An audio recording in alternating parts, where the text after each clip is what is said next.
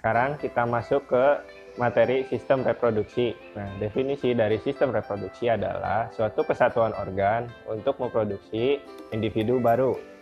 Nah, untuk yang pertama kita ke organ reproduksi jantan. Nah, untuk organ reproduksi jantan dibagi menjadi dua, yaitu ada yang primer dan juga ada yang sekunder. Nah, untuk yang primer yang pertama adalah testis.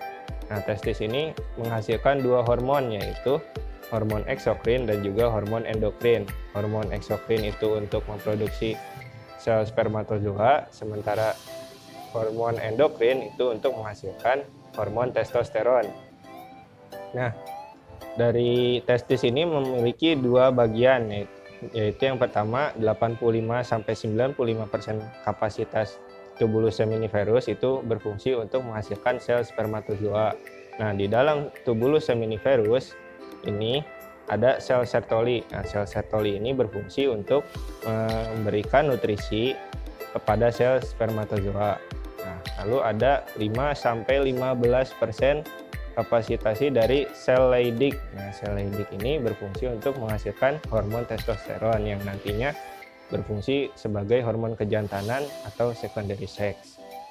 Lalu kita ke bagian sekunder. Nah, di bagian sekunder ini yang pertama ada rete testis atau yang kedua ini. Nah, rete testis ini berfungsi untuk sebagai penyimpanan sementara sel spermatozoa. Lalu ada vas eferen.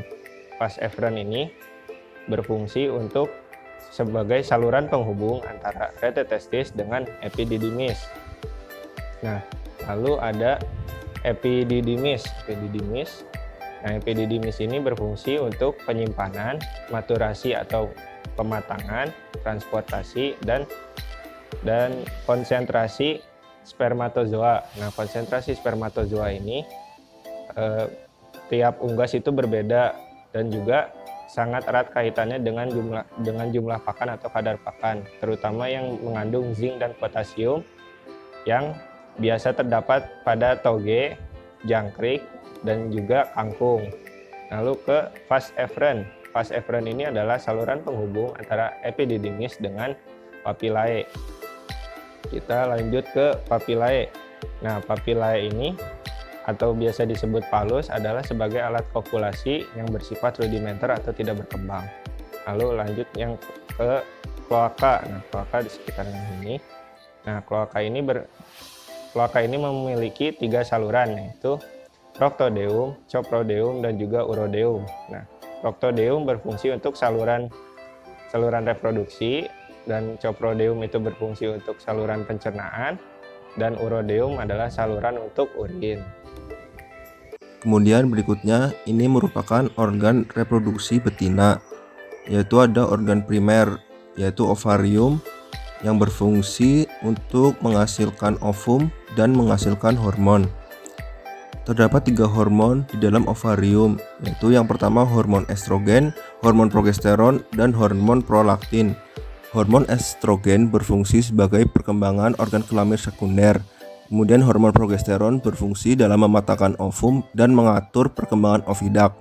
Kemudian prolaktin sebagai memunculkan sifat ribuan atau mothering ability. Lalu setelah organ primer ada organ sekunder. Yang pertama ada ovidak yang terdiri dari infundibulum. Tempatnya di sini berfungsi sebagai tempat menangkapnya sel telur dan proses fertilisasi terjadi selama 15-20 menit. Lalu setelah infundibulum ada magnum, berada di sini sampai sini, fungsinya sebagai tempat sekresi albumen, terjadi selama 3-3,5 jam. Lalu setelah ada magnum ada ismus, dari sini sampai sini, berfungsi sebagai sekresi kerabang tipis, terjadi selama 1-1,5 jam. Setelah ada ovidak ada uterus, berfungsi sebagai pembentuk kerabang keras, kemudian tempat pigmentasi kerabang, terjadi selama 20-21 jam. Untuk pigmentasi kerabang yaitu ada ooporfirin, terjadi pada ayam, kemudian protoporfirin terjadi pada puyuh, dan biliverdin terjadi pada bebek atau itik. Kemudian Yang ketiga itu ada vagina. Tempatnya di sini berfungsi sebagai tempat pembentukan atau pelapisan kutikula. Kemudian tempat penyimpanan telur sementara dan ovoposisi terjadi selama 3-5 menit. Kemudian setelah vagina ada kloaka yang merupakan muara 3 saluran, yaitu koprodeum, urodeum, dan proctodeum. Urodeum sebagai saluran urin, proctodeum sebagai saluran reproduksi, dan koprodeum sebagai saluran pencernaan. Kemudian yang terakhir itu ada ven, merupakan lubang pengeluaran pada telur.